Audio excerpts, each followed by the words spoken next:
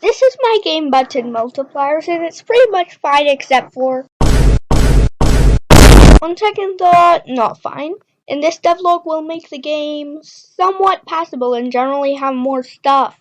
In other words, an 8-in-1 episode, which was why recording took about as long as Devlog 3. Okay, let's just get into it. The map revamp was actually pretty smooth sailing, and I did it in a day, which is less than some of the other things I did in the episode. Here's what I did. I changed the trees to have branches and more leafier thingies, completely revamped the flowers, added withered trees to the tundra, made the ice spikes transparent, and added fallen trees and logs to the forest and tundra. Next. First, I made a small billboard for the coin stat by making a ghost part above the player and having the billboard centered on it. It's not perfect, but it works. Next, V2, because I was too lazy to make an original transition phrase. I decided to make a leaderboard for the coin stat, but I didn't know anything about leaderboards, so more tutorial back and forth. I also decided to have a rank GUI and server storage, so I don't need to copy-paste the ranks 69,000 times and just have them copy-pasted for me. I also made a new data store because the old one is a different type than what we need. However, there's a problem. The coins are split in two, and I use a table for that. However, Roblox's leaderboard service does not support sorting tables the way I want it. I decided to add a new currency because of that. That currency is called... Why did I get cut off? Anyways, I decided to call it scale because I don't know. I reworked the billboard and leaderboard, and I also changed the data stores again, and I also made the billboard less glitchy by centering it on the head and not the ghost bar. However, when reworking the leaderboard, I noticed that leaderboards don't allow decimals, so I multiplied it by 100 and rounded it. I also made the frame checks change it, and the logarithm function finally came in handy for once. Okay, time for part 4. I made a small GUI with 3 settings. If it looks bad, don't worry, it'll get changed later. I tried making the RTX 5090 setting. It was the easiest to make in NVIDIA, please don't kill me, and the button wasn't working. I ended up swapping out the text labels for text buttons, and it worked fine. Time for the visible billboard section.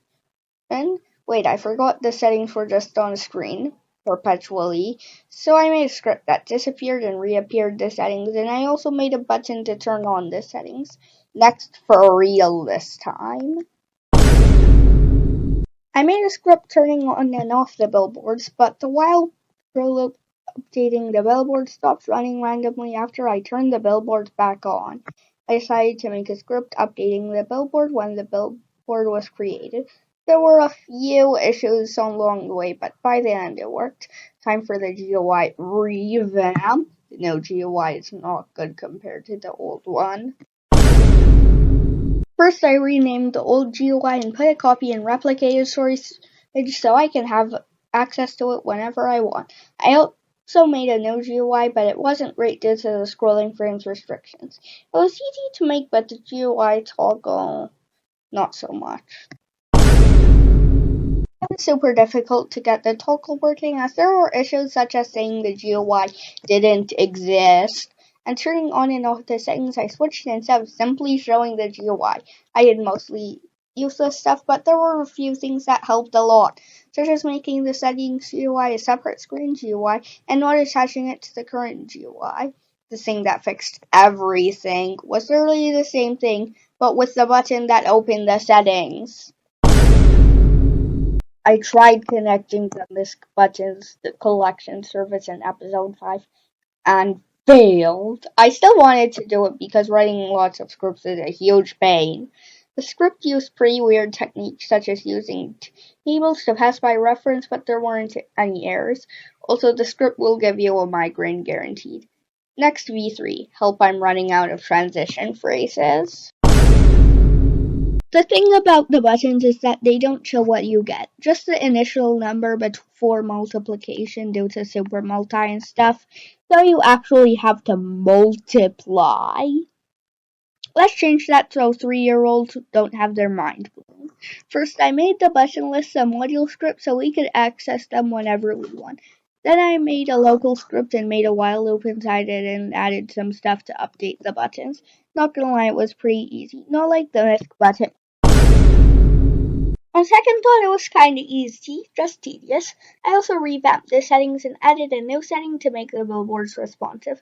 I put the script in a huge if statement and made it disable if the setting was off.